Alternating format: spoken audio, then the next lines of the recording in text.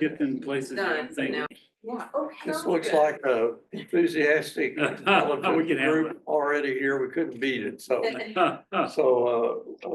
will go ahead.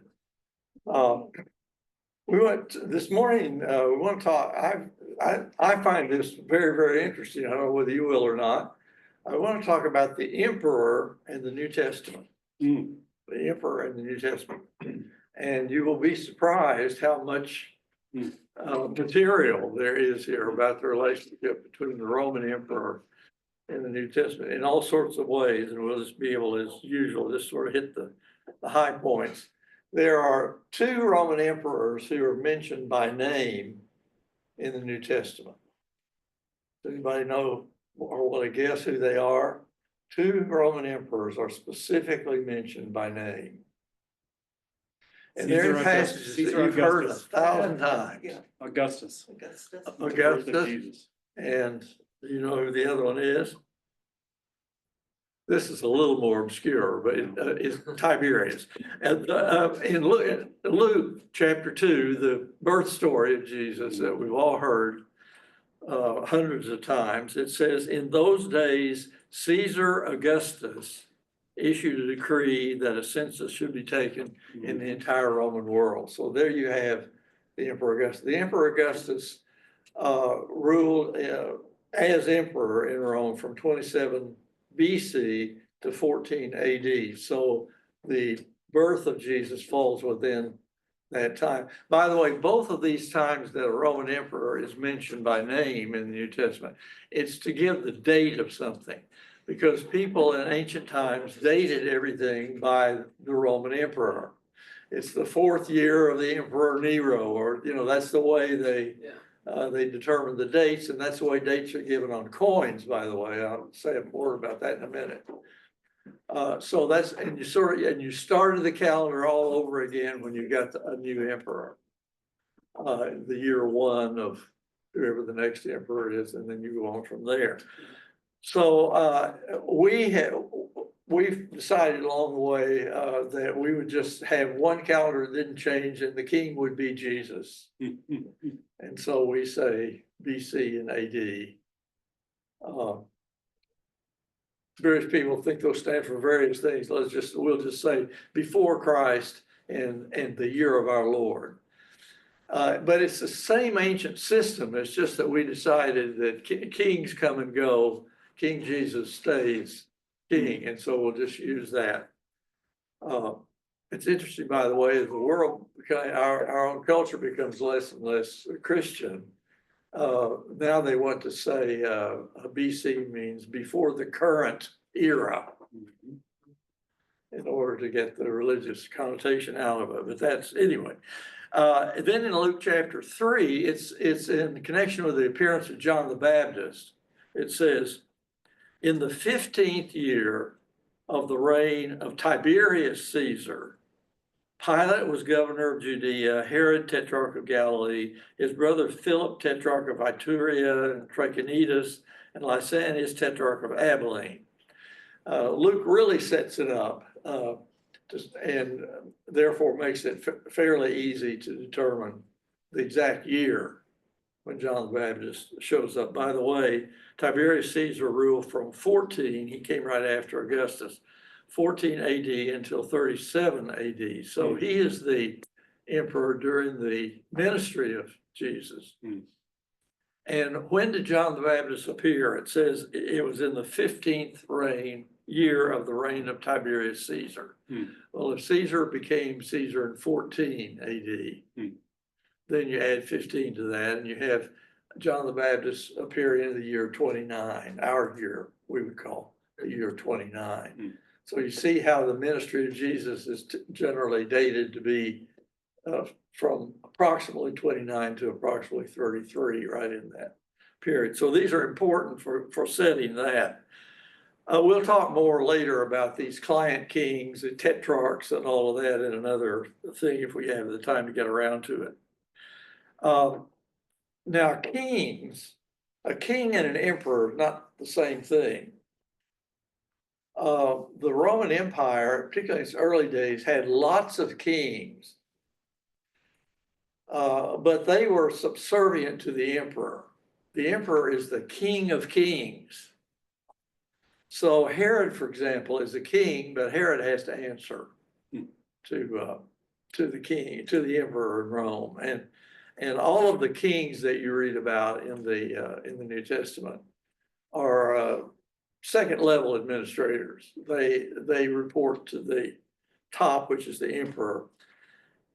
And the Old Testament is full of kings, but they're kings in the sense it's interesting when you'll read about the king of Sidon or the king of Tyre, and you realize that's just one town.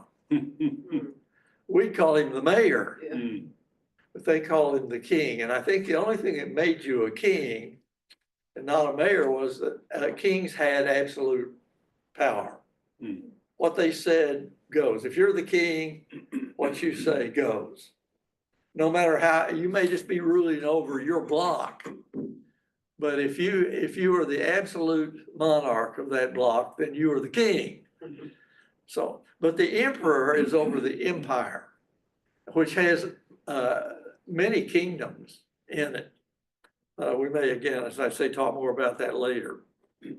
I want to say just a little bit of a word without getting into the weeds in Roman history about how there came to be emperors, because the emperor does sort of hang over the New Testament in a way that you wouldn't have gotten earlier. And Rome did not start out as an empire, it was just a city, and it had kings way back, like 600 or 700 years before Christ. And then the people overthrew the monarchy and created a republic. And in a republic, you have a council or a group of people who rule. They may appoint executors or executives and so on, and this was the Roman Senate. Now, Rome was never a democracy. There's a difference in a democracy and a republic.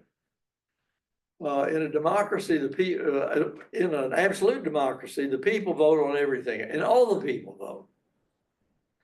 I don't, by the way, know of anybody in ancient history who had a pure democracy. There are always certain people who couldn't vote. We talked last time about slaves. They couldn't vote. Women, by the way, couldn't vote. Although they could be very powerful. But you had something called a Senate or a council. The Jews call it the Sanhedrin. And so the Rome was a republic, and it began to conquer other countries around it. And it got unwieldy. You can't have a Senate of 40, 50, or 100 people making decisions about subject nations that are quite a long ways away from you and so on. So they began to appoint certain of the senators to be over certain of these provinces, or they would appoint generals who were particularly good and successful generals. They would make them, they would be over the thing. So there began to come along these very strong military men who were often also senators. The one that is the most famous, of course, is Julius Caesar. And Julius Caesar takes the Roman army and goes to Gaul, what we call France, and conquers this whole gigantic area. When he comes back to Rome, he's a pretty powerful man. It's pretty hard to argue with him. But the senators don't consider him to be anything but just another senator. And when he begins to say, no, I think I'm in charge here now. You know what that got him, He comes to the Senate one day to further establish his power, and the senators jump on him with their knives and slaughter him. And he says, as he's dying, "Et tu, Brute." Remember the story? You, Brutus. Brutus was a senator.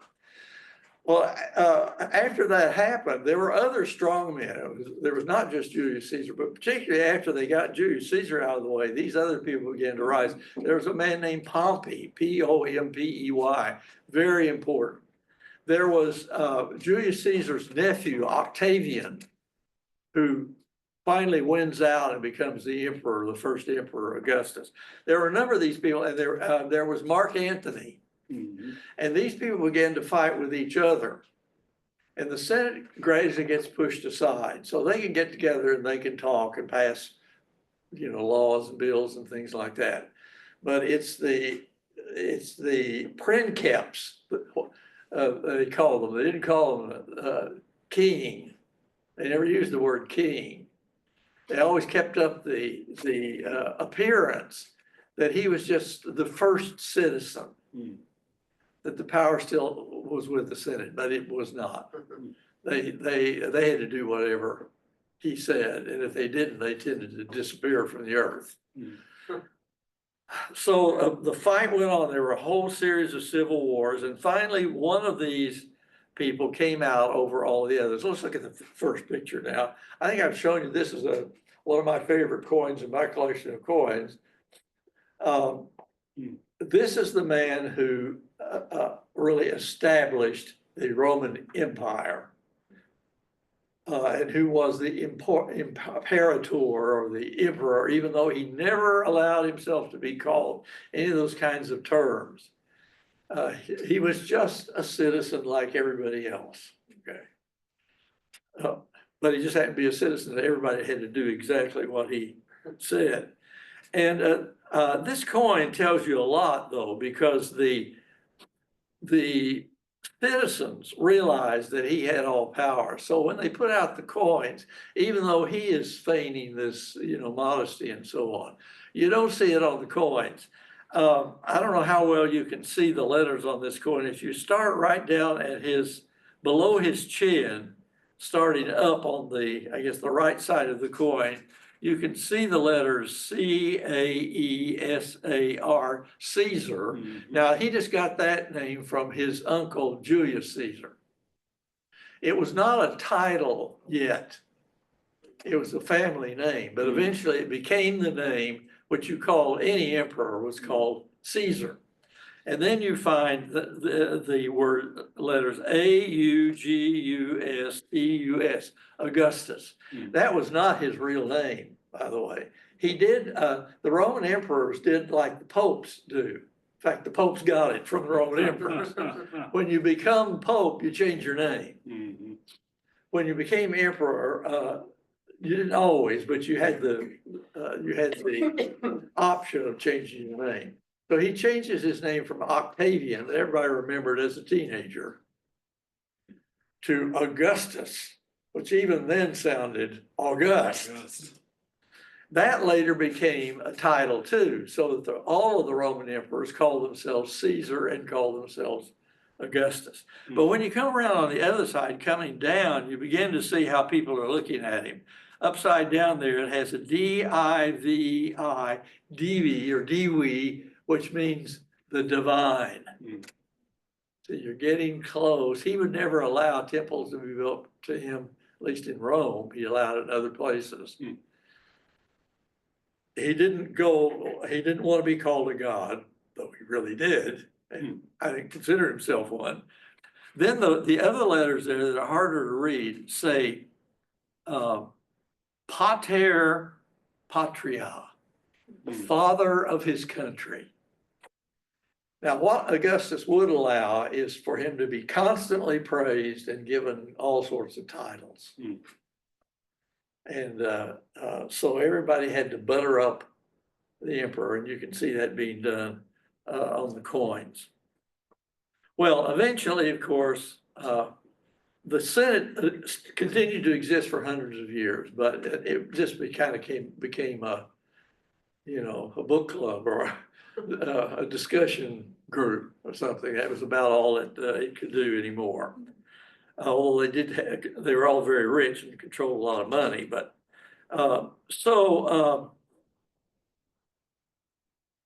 there were several ways by which you could become the emperor.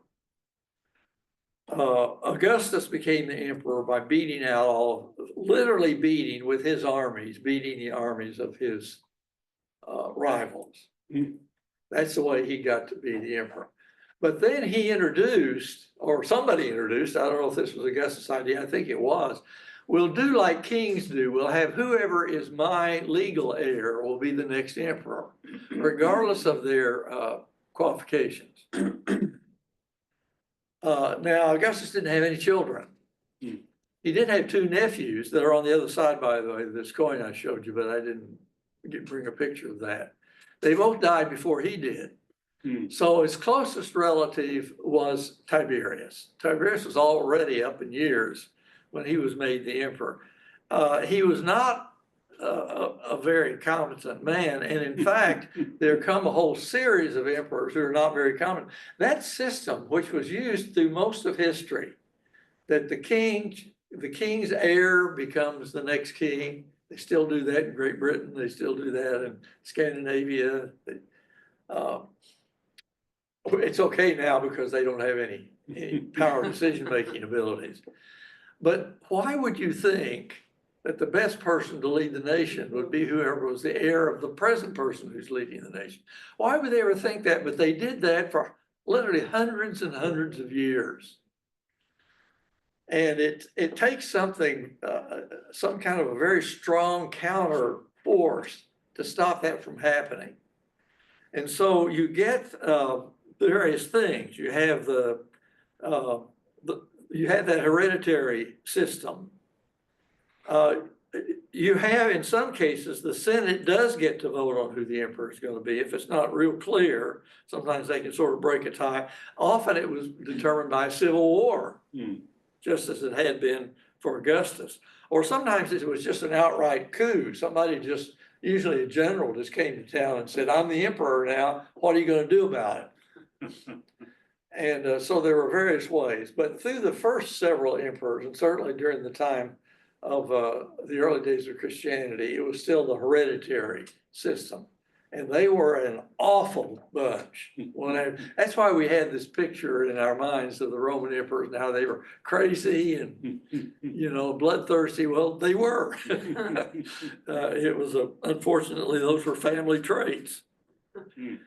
Now, I want to very quickly show you the emperors. Those are the two emperors, Augustus and Tiberius. Those are the two emperors that fall into the ministry of Jesus.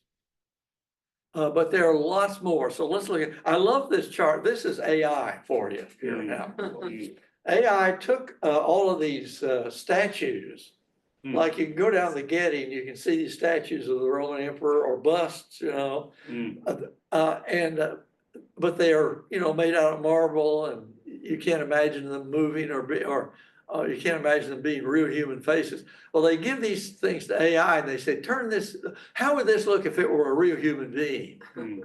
And so here you have the emperors, the first several emperors of Rome, how they would have looked if you had taken a photograph of them instead of just having a marble statue. It's really interesting. They start looking like real human beings, I'd love for us to just go through them, pick up, something about each one of these people.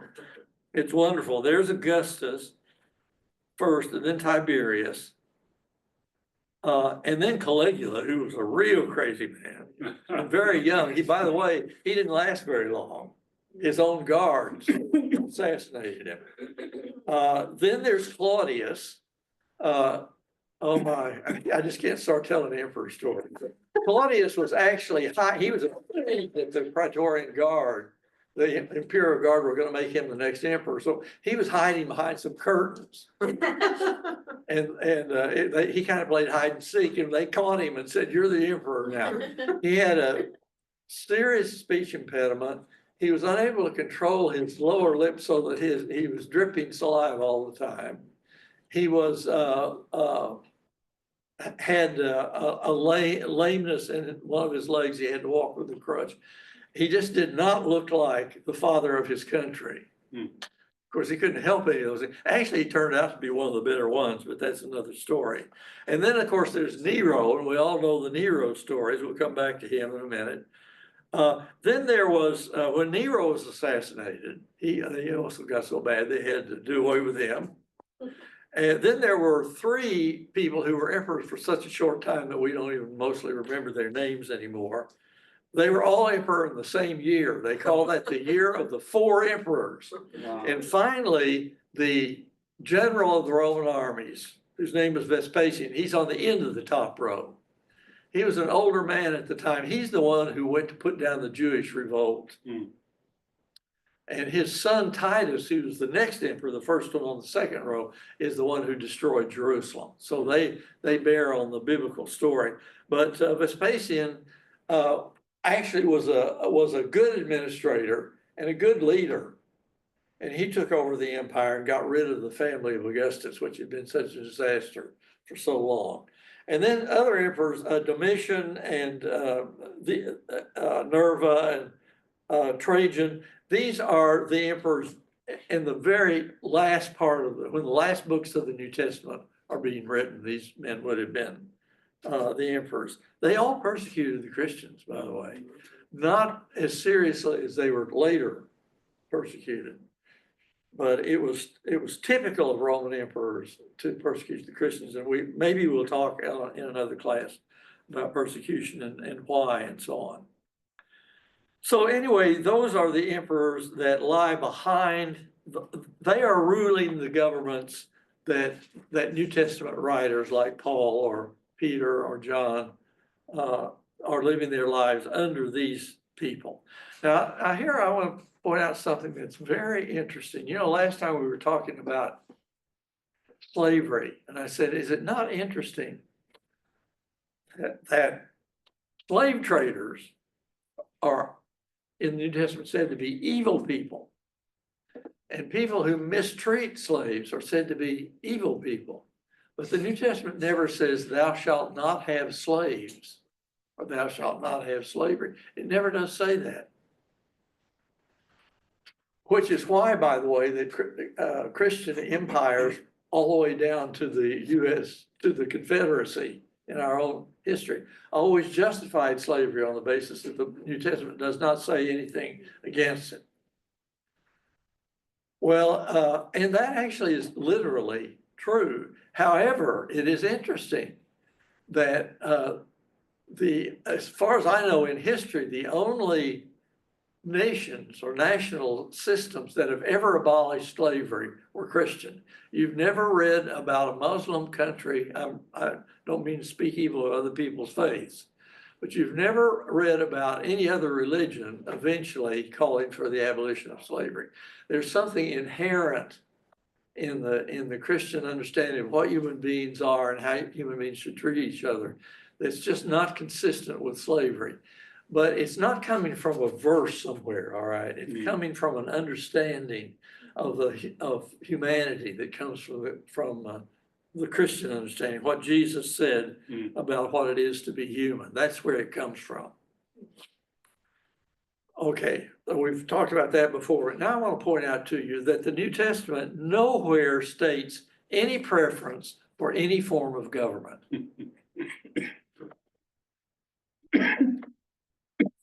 Now, I'm about to say something controversial, red flag go up. If you use Christian to mean having the essence of the Christian faith and being based on the New Testament, there is no such thing as a Christian nation. It's a contradiction in terms. There is no such thing as a Christian nation. There's nothing anywhere in the New Testament, no one in the New Testament, no apostle ever lived in what we call a Christian nation, and never even spoke about, pro or con, what the government ought, what kind of government there ought to be. As it is neutral on the institution of slavery, it is neutral on the institution of government. People are sometimes so non-historical, they don't understand that the system of government that we have is pretty much unique in human history, but Christianity is not. Christianity has been the faith of people in all kinds of national systems through hundreds and hundreds and hundreds of years. If it had been limited to one form of government, there wouldn't have been any Christians until 1776. You ever think about that? What about all these other folks? They weren't living under, whatever we might call a constitutional republic, or whatever term you might want to use. I personally think it's the best system that's ever been devised by man. to rule over people, but it was not devised by God. If he were gonna get into that business, he would have gotten into it 2,000 years ago and been in it since the time he would have been in it in Paul's day. But he was not. And that means that Christianity can flourish under any form of government. That's an important and good thing. I mean, we still, I think in our congregation, we're still helping Russians to be Christians. Okay, well, how can we do that? And they live in a country where the ruler is a terrible dictator and so on and so on and so on.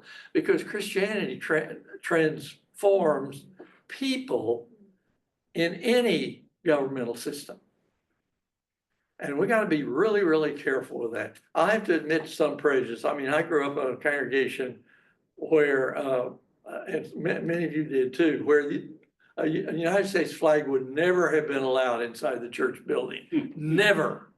Even though those people were all dedicated citizens of the United States of America, but they weren't bringing a flag in a church building, because that implies that God has a favorite form of government.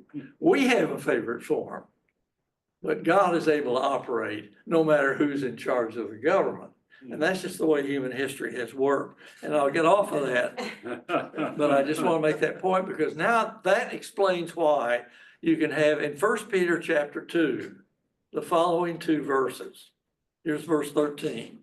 Submit yourselves for the Lord's sake to every human authority, whether to the emperor as supreme authority or to his governors. There you got it. There it says in the Bible, submit yourself to the emperor. It mentions the emperor.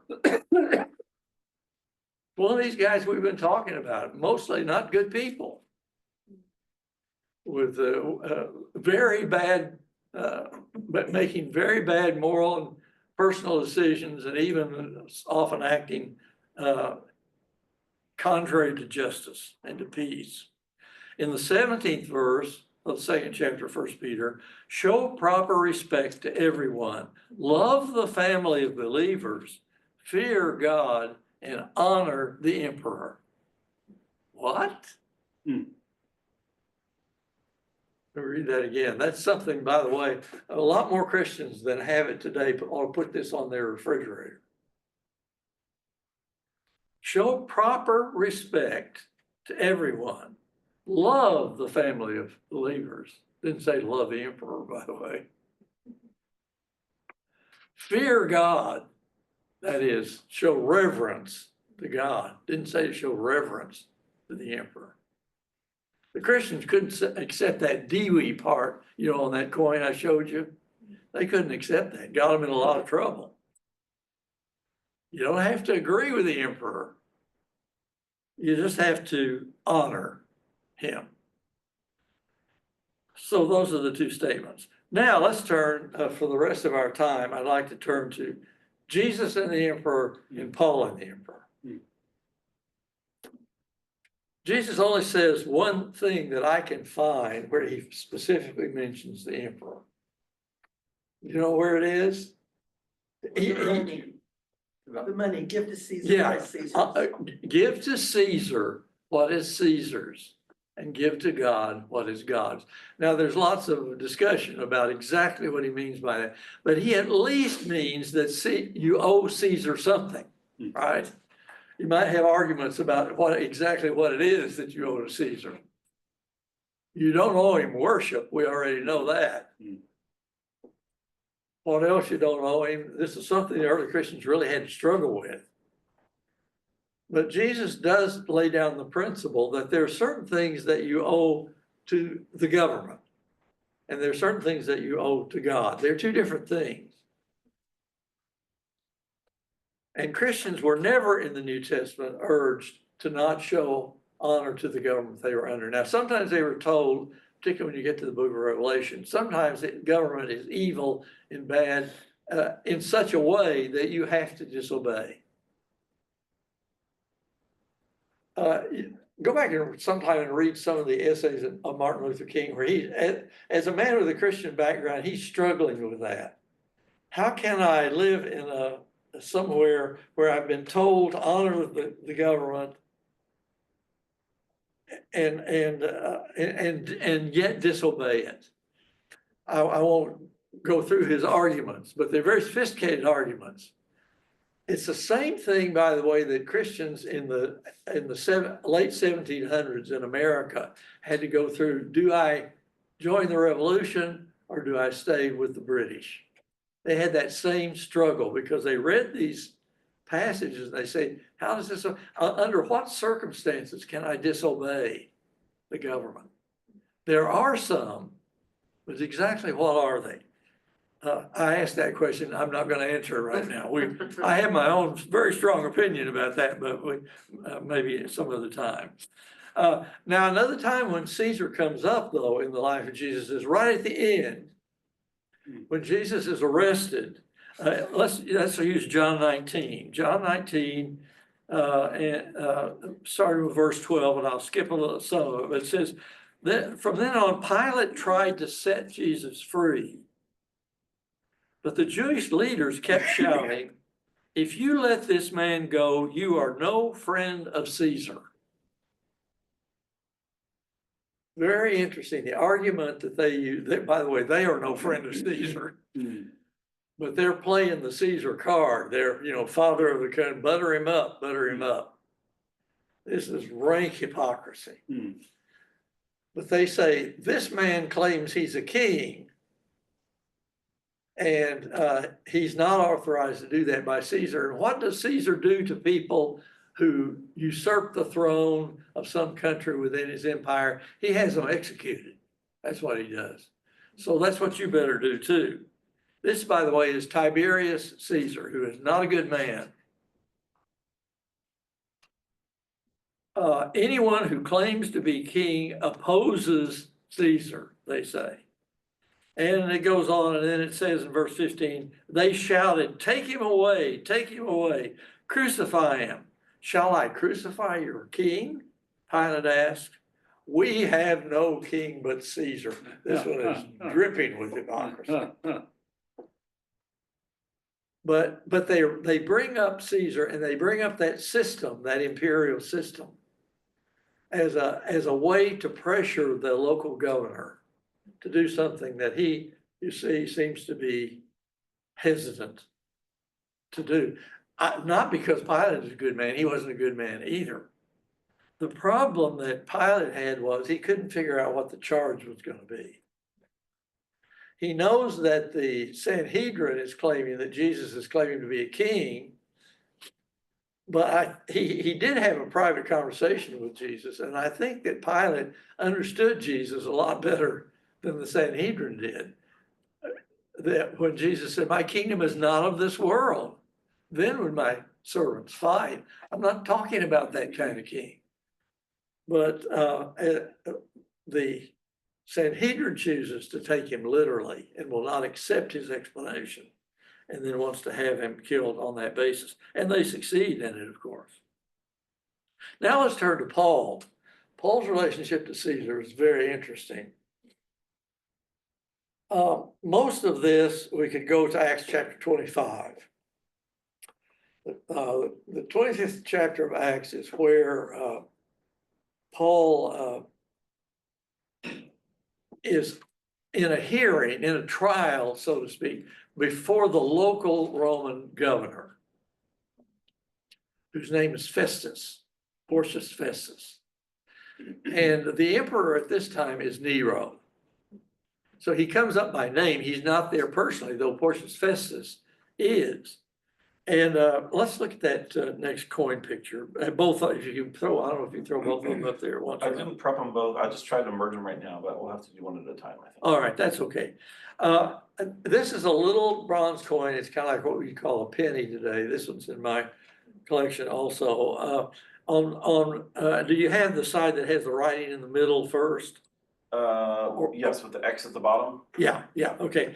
If you will look at this, this coin would have been in people's pocket change when Paul is being tried. before Festus, because it was minted by Festus. Now Festus is a governor, he can't have his name on the currency. You've never seen a dollar bill with a governor's picture on it, right? It's gotta be the top guy that gets his picture on it. In our country, it has to be dead as well, but that, in the first century, you didn't have to do that. Now look at these letters, they're Greek letters, okay, so stick with me on this. Up at the top, you have an N, right? Then you have an E, they made an E like a C with a little dot in the middle of it. N-E, and then an R looks like our P. N-E-R, and then you go to the next line, the O looks like our W, that's an omega. O, and then N, and then that little dot, that's an O, that's the other kind of O, they had two O's, the W-O and the round O, they're O, and then below that you see a C turned upside down or on its side. That little C is an S in ancient Greek. So you have N-E-R-O-N-O-S. Neronos. Nero. The little X, nobody's quite sure what that means. Something I think that it probably means the guy in charge. X means the main guy, the big guy. So he's got his name on there on one side. You turn the coin over onto the other side, and starting on the lower left side, you have an L that's on its side. And then you have another E. You see that? It's an upside down C with a little dot in the middle of it. L is the Greek abbreviation for year. The year epsilon. Alpha, beta, gamma, delta, epsilon. Greek numbers were just the alphabet. 1, 2, 3, 4, 5. So it's the year 5, you see, the year 5 of Nero. See how we're getting, it takes a little longer to figure out what a date is on an ancient coin. And then it says, and these letters are partly obscured, but so I have to tell you, it says K-A-I, let's see, S-A-R-O-S, Kaiseros. So it's the 5th year of Caesar. And on the other side, it says the Caesar is Nero. See how much you can learn on a little coin like that? Yeah. I'm sorry, I just have to ask, is that a fern? Good question, good question. They usually say it's a palm frond. It's metal, I'll Helen. give it that. Sorry about that. But you can call it that. Nobody can actually prove otherwise. But I think, see, the Jews didn't want any pictures of people on their coins, so they often put something like that on there. So, yeah, nice try. Nice try. Isaiah, she's a fern expert, so that's why everybody's laughing. But also, would it be like they used the palm fronds to honor Jesus when he was coming in? Yeah, I mean, it's it was like it's something that you that show did. honor, glory. Yeah, sometimes Nike, the goddess of victory, has a palm frond like that she's banging on the head of the person who won the victory. You know, so, yeah, that's. Helen, ferns are biblical. They're biblical. So anyway, chapter 25, after spending 8 or 10 days with them, Festus went down to Caesarea. The next day he convened the court and ordered that Paul be brought before him. And then Paul made his defense. I have done nothing wrong against the Jewish law or against the temple or against Caesar.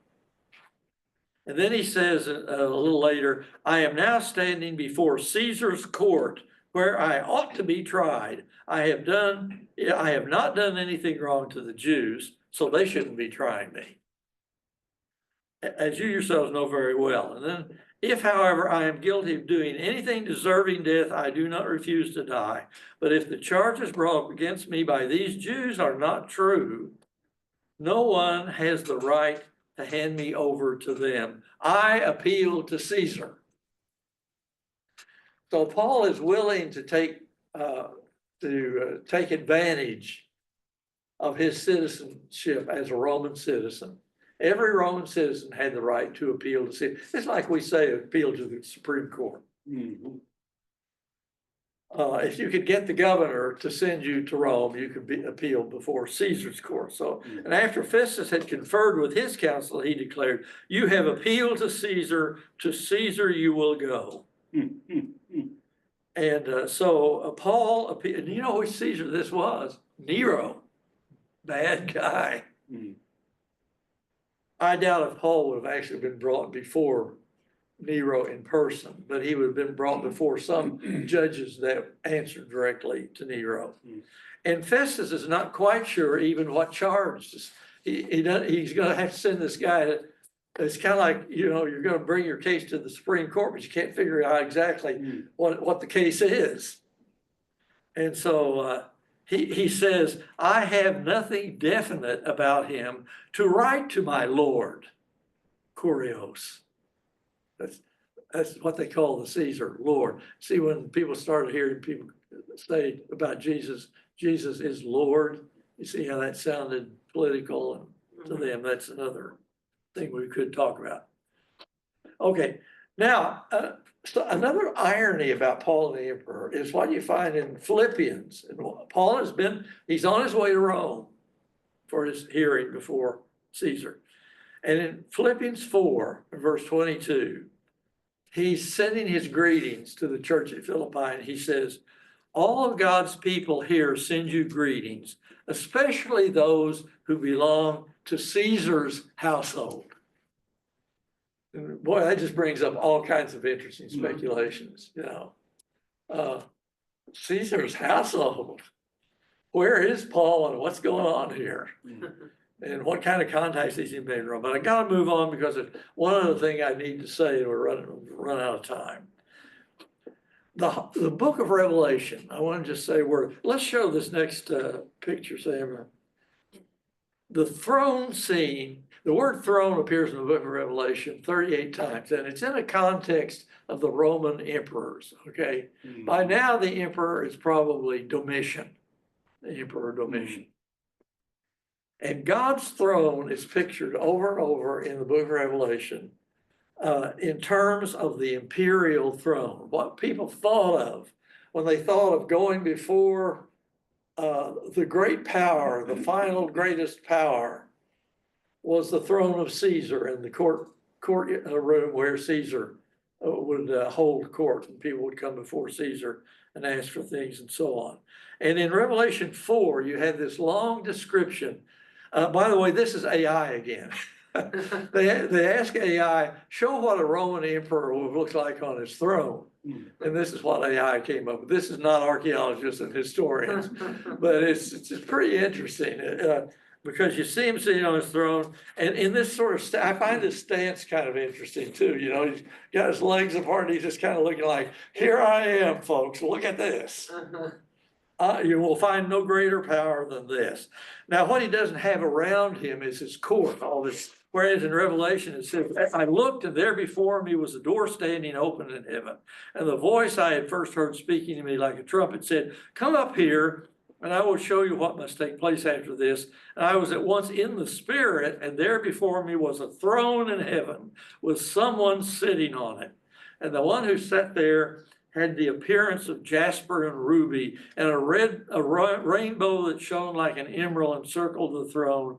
And surrounding the throne were 24 other thrones, and seated on them were 24 elders, and they were all dressed in white and had crowns of gold on their heads. All of this is the apocalyptic seer, the prophet who is in the Spirit, and he's conceiving of heaven as looking like, well, he's conceiving of it in terms of the emperor's court in Rome. Only it's just much more glorious. And they're just jewels everywhere. And they're all of these, they're the elders. And then from the throne came flashes of lightning, rumblings and peals of thunder. And the 7 lamps are blazing. And there's a sea of glass, clear as crystal. And so it's a wonderful kind of picture. But the readers, when the readers read it, what they must have come into their minds, the class is about reading reading the New Testament in its first century context. And the first century reader would read this and think, that's like Caesar's throne, only it's so much greater and grander. But Caesar comes up, Caesar is in the mind, and Caesar's throne is in the mind. Last thing I want to show you before I stop, let's look at this last picture. Believe it or not, this throne, which is the only throne I know of from the first century, that has survived intact to this day, and it's in the LA Art Museum. Did you know this? But they won't let you see it. Nobody quite knows. If you have any friends at the LA Art Museum, ask them why they won't put this throne out and let people see it. I think they think it might be a fake. The scholars don't think it is. They think it's real. It was not a throne for a human being to sit on. It was a ceremonial throne that was supposedly the throne that the god Apollo would sit on. That's why it has a snake on the back. It'd be very uncomfortable, have to lean against that snake. But it does show you what a throne, this is from the first century, so this is from the New Testament time. This is a real throne. And I'd love to tell you the story about how the LA Art Museum got it. I think they had it on view for some time, but it once belonged to the guy that owned the, what's the place up the coast where you, Hearst Castle? the Hearst, it once belonged to William Hearst. Randolph Hearst. And he gave it to the LA Art Wow. Museum. It's a great story, but we got to go to church, so. Is that marble, John? It's marble, yeah, and it's just in perfect condition because it's in perfect condition, and because we don't know who found it or when. It's been known since the 1700s. I think that maybe the LA Art Museum is afraid they'll get embarrassed by putting it on view, and then somebody will discover that it's fake. It probably is not fake. It certainly looks like the pictures that we have of first century thrones. So it gives you some sense. Next time you're down there, ask them if you can see the throne. See what happens. Okay, we'll see you next week. Thank you very much. Oh, we're on YouTube now. Yes, I saw Yeah, that. that's so Great. cool. Yeah, Wow. really. Needs to be edited a little. There's too much at the first, me saying, can I start now? We need to cut that part It out. just makes it authentic.